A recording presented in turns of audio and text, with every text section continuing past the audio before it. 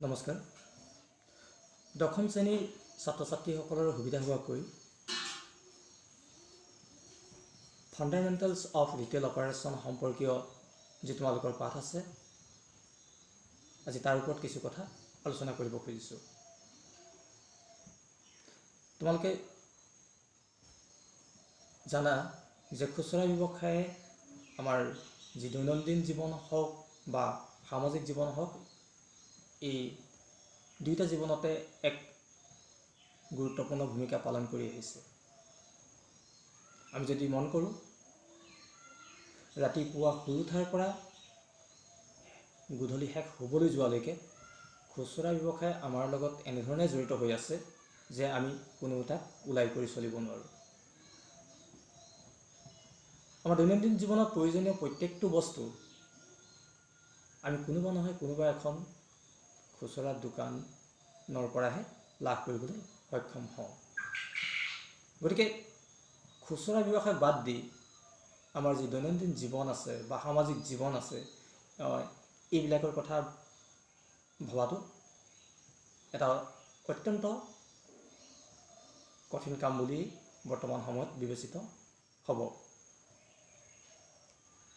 সেয়ে আমি খুচুৰা ব্যৱসায়ৰ যদি গুৰুত্ব সম্পৰ্কে চাওঁ, খুচুৰা ব্যৱসায়ৰ গুৰুত্ব আছে, প্ৰত্যেক মুহূৰ্ততে আমাৰ আছে। বৰ্তমান সময়ত প্ৰথম কথা, খুচুৰা ব্যৱসায়ে আমাৰ প্ৰয়োজনীয় প্ৰত্যেকটো সামগ্ৰী আমি সততে পোৱাকৈ আমাক উপলব্ধ কৰাইছে। আমি যদি চাওঁ, খুচুৰা ব্যৱসায়বিলাক যদি নাথাকিলে হয়, আমাৰ প্ৰয়োজনীয় সামগ্ৰীবিলাক আমি ক'ৰ পৰা পালোঁ হয়। গতিকে প্ৰথম গুৰুত্বটো যদি আমি মন কৰোঁ যে খুচুৰা ব্যৱসায়ে আমাৰ প্ৰয়োজনীয় প্ৰত্যেকটো সামগ্ৰী উপলব্ধ কৰাত সহায় কৰিছে, ই হৈছে খুচুৰা ব্যৱসায়ৰ প্ৰথমটো গুৰুত্ব। আমি দ্বিতীয়তে ক'ব পাৰোঁ, খুচুৰা ব্যৱসায়ে মানুহৰ যি জীৱন ধাৰণৰ মানদণ্ড আছে, এই মানদণ্ড উন্নতকৰণত সহায় কৰিছে। আমি যদি কম্পেয়াৰ কৰি চাওঁ, আগৰ তুলনাত মানুহৰ যি লিভিং ষ্টেণ্ডাৰ্ড বা জীৱন ধাৰণৰ মানদণ্ড, এই মানদণ্ড সলনি হৈছে, উত্তৰণ ঘটিছে, আৰু এই সকলোখিনি সম্ভৱপৰ হৈছে কেৱল খুচুৰা ব্যৱসায়ৰ জৰিয়তে। ব্যৱসায়ে নতুন নতুন সামগ্ৰীবিলাক মানুহৰ মাজলৈকে লৈ আহিছে, আৰু মানুহে, আমি যাক গ্ৰাহক বুলি কওঁ, গ্ৰাহকসকলে সেইসমূহ ক্ৰয় কৰিছে আৰু সেইবিলাক ক্ৰয় কৰি এটা ভোগবিলাসৰ জীৱন যাপন কৰিবলৈকে সক্ষম হৈছে। গতিকে খুচুৰা ব্যৱসায়ে এই সুবিধাটো কৰি দিছে, মানুহৰ জীৱনৰ যি মানদণ্ড আছে, এই মানদণ্ড উত্তৰণ ঘটোৱাত খুচুৰা ব্যৱসায়ৰ গুৰুত্ব আছে বা ই সহায়ক হৈছে। আমি তৃতীয়তে ক'ব পাৰোঁ যে যিবোৰ উৎপাদিত সামগ্ৰী আছে, উৎপাদিত সামগ্ৰীবিলাক গ্ৰাহকৰ ওচৰলৈ লৈ যোৱাটো খুচুৰা ব্যৱসায়ে কাম কৰিছে। কোনো এটা কোম্পানীত সামগ্ৰী উৎপাদন কৰিলে নহ'ব, সেই সামগ্ৰীসমূহ গৈ শেষ উপভোক্তা বা গ্ৰাহকৰ হাতত পৰিবগৈ লাগিব, আৰু সেই কামটো কৰিছে খুচুৰা ব্যৱসায়।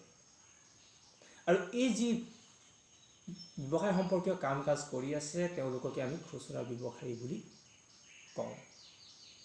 খুচুৰা ব্যৱসায়ীসকলে কি কৰে? খুচুৰা ব্যৱসায়ীসকলে উৎপাদনকাৰী বা পাইকাৰী ব্যৱসায়ীৰ পৰা সৰহ পৰিমাণত বস্তু ক্ৰয় কৰি তাক সৰু সৰুকৈ ভাগ কৰি সেইসমূহ গ্ৰাহকৰ মাজলৈকে লৈ যোৱাৰ যিখিনি কাম, এই কামখিনি খুচুৰা ব্যৱসায়ীয়ে কৰে। মূলতঃ এজন গ্ৰাহক আৰু খুচুৰা ব্যৱসায়ীৰ মাজত এটা পোনপটীয়া সম্পৰ্ক হয়, যিটো নেকি আমি উৎপাদনকাৰী আৰু উপভোক্তাৰ মাজত দেখিবলৈকে নাপাওঁ, বা এজন পাইকাৰী ব্যৱসায়ী আৰু উপভোক্তাৰ মাজত দেখিবলৈকে নাপাওঁ। কিন্তু খুচুৰা ব্যৱসায়ী আৰু এজন গ্ৰাহক বা উপভোক্তাৰ লগত পোনপটীয়া যোগাযোগ সম্ভৱপৰ হয়। গতিকে গ্ৰাহকৰ যি অভাৱ অভিযোগ আছে, গ্ৰাহকৰ যি অনুভূতি আছে, এই সকলোখিনি যদি উপলব্ধি কৰিব পাৰে, সেয়া হ'ল এজন খুচুৰা ব্যৱসায়ী। খুচুৰা ব্যৱসায়ৰ যি ধৰণ বা কাৰ্য অনুসৰি এই খুচুৰা ব্যৱসায়ীবিলাকক বিভিন্ন ধৰণেৰে ভাগ কৰিছে, বহুতো ভাগত ভাগ কৰিছে। আমি তাৰে ভিতৰত কেইটামান ভাগ বা প্ৰকাৰ ইয়াতে আলোচনা কৰিব খুজিছোঁ। আমি প্ৰথমতেই ক'ব পাৰোঁ এখন বজাৰৰ কথা। বজাৰ বুলি ক'লে আমি য'ত বস্তু বা সামগ্ৰী বেচা কিনা কৰা হয়, সেই ঠাইটুকুৰাকে আমি বুজাওঁ। খুচুৰা ব্যৱসায়ো এটা প্ৰকাৰ হ'ল বজাৰ। আমাৰ it may be daily market, it may be weekly market, এনেধৰণৰ বজাৰবিলাক আছে। এই বজাৰবিলাকতো আমাৰ খুচুৰা ব্যৱসায় সংঘটিত হোৱা দেখা যায়। চ' খুচুৰা ব্যৱসায়ৰ যি প্ৰথম ভাগ আমি তাক ক'ব পাৰোঁ যে এখন বজাৰত যথেষ্ট পৰিমাণে খুচুৰা ব্যৱসায় সংঘটিত হয়। দ্বিতীয়তে আমি খুচুৰা ব্যৱসায়ৰ অন্য এটা প্ৰকাৰৰ যদি আমি চাওঁ তেতিয়া আমি ক'ব পাৰোঁ যে small family run business. Small family run business, সৰু পৰিয়ালৰ দ্বাৰা পৰিচালিত খুচুৰা ব্যৱসায়। নামটোৱে গোটেই কথাখিনি ইণ্ডিকেট কৰি আছে যে যিবোৰ ব্যৱসায় কোনো এটা পৰিয়াল, এটা সৰু পৰিয়াল বা পৰিয়ালৰ সদস্যসকল লগ লাগি পৰিচালিত হয় তেনেকুৱা ব্যৱসায়কে small family run retail business বুলি ক'ব পাৰোঁ। তৃতীয়তে আমি ক'ব পাৰোঁ ডিপাৰ্টমেণ্টেল ষ্ট'ৰৰ কথা। ডিপাৰ্টমেণ্টেল ষ্ট'ৰ এটা নতুন কনচেপ্ট। ডিপাৰ্টমেণ্টেল ষ্ট'ৰত প্ৰত্যেকবোৰ সামগ্ৰী বিক্ৰীৰ বাবে ৰখা যিবোৰ সামগ্ৰী আছে এই সামগ্ৰীৰ প্ৰকাৰ বা ধৰণ অনুসৰি বেলেগ বেলেগ ভাগত ভাগ কৰি ৰখা হয়। আমাৰ যিবিলাক গ্ৰচাৰী আইটেম হ'ব, গ্ৰচাৰী আইটেম কোনোবা এটা বেলেগ পাৰ্টত থাকিব। ষ্টেচনাৰী আইটেম যদি আছে ষ্টেচনাৰী আইটেম বেলেগ এটা পাৰ্টত থাকিব। ক্লথিং যদি আছে সেই ক্লথিংবিলাক এটা বেলেগ পৰ্চনত থাকিব। ফুটৱেৰ আছে, ফুটৱেৰবিলাক আমাৰ বেলেগ এটা ভাগত থাকিব। এনেধৰণে ভাগ ভাগ কৰি ৰখাৰ যিটো ব্যৱস্থা তাকে আমি ডিপাৰ্টমেণ্টেল ষ্ট'ৰ বুলি কওঁ। তাৰপিছত আমি ক'ব পাৰোঁ ভেৰাইটি ষ্ট'ৰ। ভেৰাইটি ষ্ট'ৰ একেখন দোকানতে বিভিন্ন ধৰণৰ বস্তু উপলব্ধ হোৱা দেখিবলৈ পোৱা যায়। It's a kind of mix up business. এখনেই দোকান, তাত কিন্তু বহু ধৰণৰ বস্তু উপলব্ধ হয়। আৰু একেখন দোকানতে যেতিয়া বহু ধৰণৰ বস্তু উপলব্ধ হ'ব তাকে আমি ক'ব পাৰোঁ ভেৰাইটি ষ্ট'ৰ। তাৰপিছত আমি ক'ব পাৰোঁ স্পেচিয়েলিটি ষ্ট'ৰ। স্পেচিয়েলিটি ষ্ট'ৰ বিশেষিত বা বিশেষ ধৰণৰ দোকান। বিশেষ ধৰণৰ দোকানবিলাকত কিছুমান নিৰ্দিষ্ট বস্তুহে ৰখা হয়। বিশেষ ব্ৰেণ্ডৰ হওক বা বিশেষ ধৰণৰ সামগ্ৰী ৰখা যি দোকান তেনেকুৱা ধৰণৰ দোকানবিলাকক স্পেচিয়েলিটি ষ্ট'ৰ বুলি কোৱা হয়। Special maybe from its brand, maybe from its design. কিবা নহয় কিবা এটা বিশেষত্ব তাত থাকিব লাগিব। আৰু তাত বহুবোৰ বস্তু ৰখা নহয়, খুব সীমিত পৰিমাণৰ বা নিৰ্ধাৰিত পৰিমাণৰ সামগ্ৰীহে স্পেচিয়েলিটি ষ্ট'ৰবিলাকত ৰখা দেখা যায়। তাৰপিছত আমি ক'ব পাৰোঁ জেনেৰেল ষ্ট'ৰৰ কথা। জেনেৰেল ষ্ট'ৰ য'ত নেকি দৈনন্দিন প্ৰয়োজনীয় সকলোবিলাক বস্তু উপলব্ধ হোৱা দেখিবলৈ পোৱা যায়। দোকান একেখনেই, তাত মানুহৰ সাধাৰণতে যিখিনি দৈনন্দিন প্ৰয়োজনীয় বস্তু তেনেকুৱা ধৰণৰ বস্তুবিলাক উপলব্ধ কৰোৱাৰ যি দোকান আছে তাকে কোৱা হয় জেনেৰেল ষ্ট'ৰ। তাৰপিছত আমি ক'ব পাৰোঁ কনভেনিয়েন্স ষ্ট'ৰ। কনভেনিয়েন্স ষ্ট'ৰ সুবিধাজনক বিপণী। সুবিধাজনক বিপণীবিলাক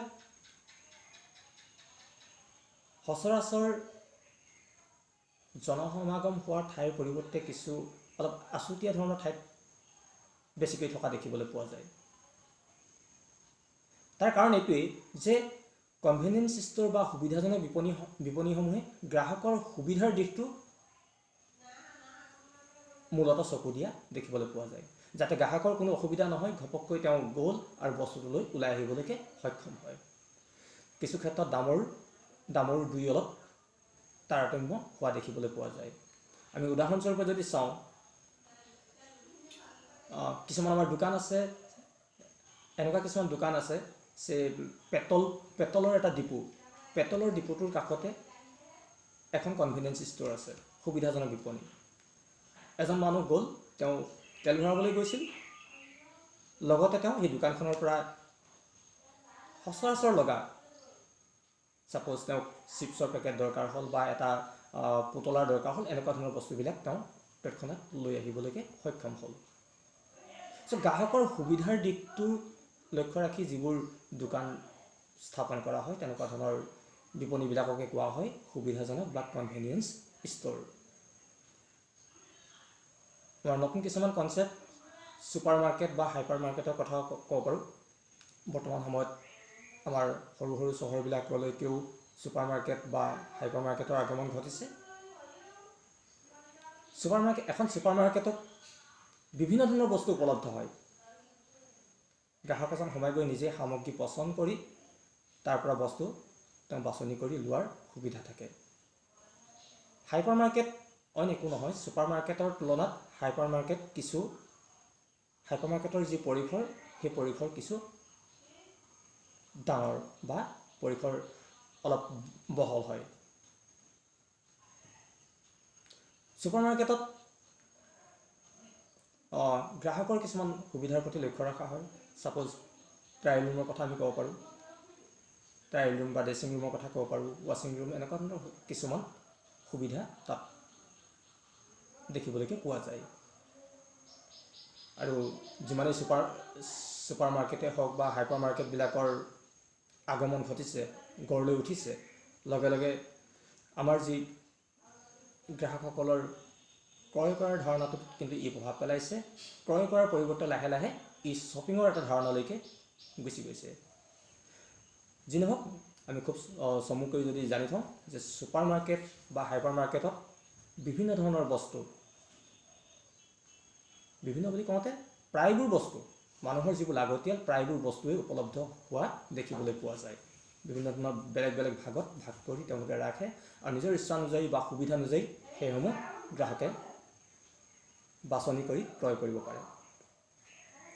তাৰপিছত আমি ক'ব পাৰোঁ মলৰ কথা। মল, বিভিন্ন ধৰণৰ শ্বপিং মলবিলাক। শ্বপিং মলো এটা নতুন ব্যৱসায়ৰ নতুন ধাৰণা। মল সচৰাচৰ আমাৰ যি বজাৰ আছিল, আমাৰ যি ট্ৰেডিশ্যনেল মাৰ্কেটবিলাক আছিল, সেই মাৰ্কেটবিলাক বা বজাৰবিলাকৰ আধুনিক ৰূপটোক আমি মল বুলি ক'ব পাৰোঁ। এখন বজাৰত যদি আমি মন কৰোঁ, তাত বিভিন্ন ধৰণৰ ব্যৱসায়ী আহে, বহুতো ব্যৱসায়ী একলগ হয়, বহুতো গ্ৰাহক একলগ হয়, তেওঁলোকে বেচা কিনা কৰে। মলো ঠিক তেনেকুৱাই, একেখন চালিৰ তলতে বহুতবোৰ দোকানী থাকে, বেলেগ বেলেগ দোকানবিলাক একলগ হৈ থাকে। সেই বজাৰৰ যি ধাৰণা আছিল, সেই বজাৰৰ ধাৰণাটোৰ আধুনিক ৰূপটোক আমি মল বুলি ক'ব পাৰোঁ। আমি সচৰাচৰ যিবোৰ ডেইলি মাৰ্কেটেই হওক, উইকলি মাৰ্কেট হওক, এইবিলাক আমি মুকলি অৱস্থাত দেখিবলৈ পাওঁ। এতিয়া যদি আমি মললৈকে গুচি যাওঁ, সেই গোটেই বস্তুখিনি এটা ধুনীয়া ঘৰৰ ভিতৰত, AC ৰুমৰ ভিতৰত যেতিয়া আহি যায়, তাক আমি মল বুলি ক'ব পাৰোঁ। ডেফিনেটলি তাৰ ষ্টেণ্ডাৰ্ডটো বেলেগ হয়। আমি জাষ্ট বুজিবৰ কাৰণে এনেধৰণে ক'ব পাৰিছোঁ যে আমাৰ যি ট্ৰেডিশ্যনেল মাৰ্কেট আছিল, ট্ৰেডিশ্যনেল মাৰ্কেটৰ যি আধুনিক ভাৰ্চন, তাকে আমি মল বুলি ক'ব পাৰোঁ।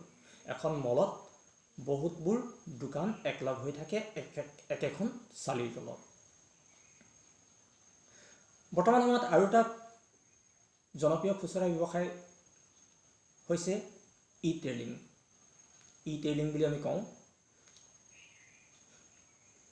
মোবাইলৰ জৰিয়তে হওক, কম্পিউটাৰৰ জৰিয়তে হওক, বৰ্তমান সময়ত বহুতবোৰ ক্ৰয় বিক্ৰয় সংঘটিত হোৱা দেখিবলৈ পোৱা যায়। আৰু এই সকলোবিলাকক আমি ই-টেইলিং কেটেগৰীৰ আণ্ডাৰলৈকে আনিব পাৰোঁ। মূলতঃ ইলেক্ট্ৰনিক মাধ্যম